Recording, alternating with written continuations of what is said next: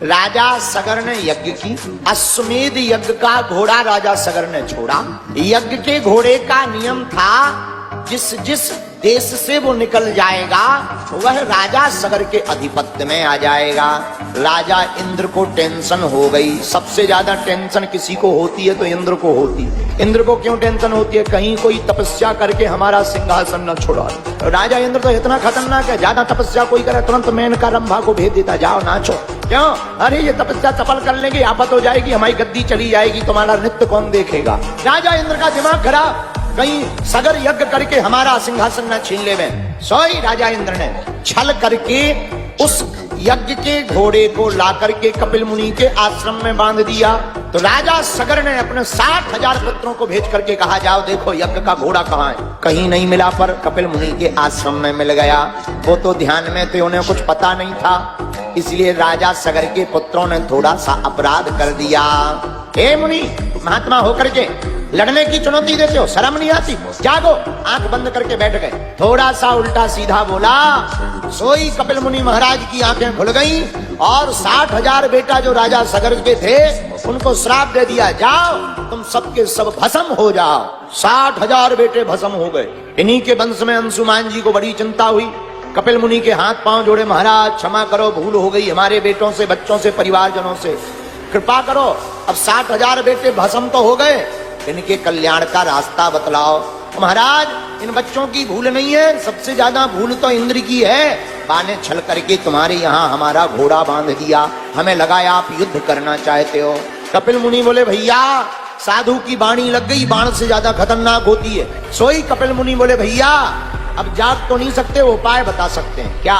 अगर कोई गंगा जी को पृथ्वी पर लेकर के आ जाए तो इनका तरन तारण हो सकता है। अब गंगा जी कौन लाए, कहां से मिलेंगी महाराज? ब्रह्मा जी की तपस्या करो। इनके वंश में सबने तपस्या की, अनेक लोगों ने तपस्या की, तब भी ब्रह्मा जी प्रकट नहीं भये। जब दिलीप के पुत्र भगीरथ जी ने तपस्या की कठोर, तब ब्रह्मा जी प्रकट हो गए, वरदान मांगो। भगीरथ जी बोले, महाराज हमारे पूर्वज भस्म डले हैं, गंगा जी चाहिए, हमने सुना तुम्हारी कमंडल में गंगा जी हैं। ब्रह्मा जी बोले, भैया हम गंगा जी दे तो देंगे पर लफड़ा है। बोले क्या?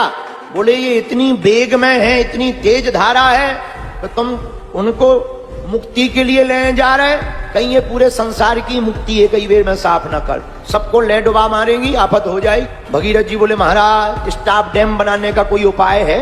ब्रह्मा जी बोले, एक उपाय है। क्या? बोले डैम बना देने का एक उपाय है, हम कमंडल से छोड़ेंगे, तुम शंकर जी को प्रसन्न कर लो, उनकी जटाएं बड़ी हैं, जटाओं का स्टॉप डैम बनवा दो शंकर जी को। भगीरथ जी माथा पीटने लगे कि बड़ी मुश्किल से तो कई पीढ़ी बाद तुम मिले, अब शंकर जी का कोई ठिकाना ही नहीं, वो कितनी पीढ़ी बाद प्रकट होंगे। फिर क्या? भगीरथ जी ने भगवान शंकर की तपस्या की, भगवान शंकर प्रकट भय, बोले मांगो वरदान। भगीरथ जी बोले, महाराज बड़ी कृपा कर दी, जल्दी प्रकट हो गए। महाराज हमें गंगा जी पृथ्वी पर लानी है, पर हमने सुना उनका पावर प्रेशर ज्यादा खतरनाक है, आफत हो जाएगी। आप एक काम करो, स्टॉप डैम बना लो, अपनी जटाओं में कुछ देर रख लो। शंकर जी बोले, आने दो, no tension, welcome to you my dear. सोई ब्रह्मा जी से प्रार्थना की, महाराज हो गई व्यवस्था। और ब्रह्मा जी ने अपने कमंडल का जल पूरा नहीं छोड़ा, मात्र कुछ बूंदें जैसी ही छोड़ी। सोई वेग में गंगा जी चली आई, पहाड़ पर्वत सब उखाड़ते हुए। भगीरथ जी ने विकराल रूप देखा, मन ही मन कहने लगे, ठीक है भैया, हम लाए थे अपने पूर्वजों की मुक्ति के लिए, इनको देखकर अपनी मुक्ति हो दिख रही। लेकिन तब तक सामने ही भगवान शंकर वृक्ष के नीचे ध्यानस्थ बैठे थे और भगवान शंकर ने मंत्र आवाहन के द्वारा गंगा जी को अपनी जटाओं में समाहित कर लिया। भगवान शंकर के कंठे भुजंगा, सिर पर गंगा हो गई। बोलो हर हर हरे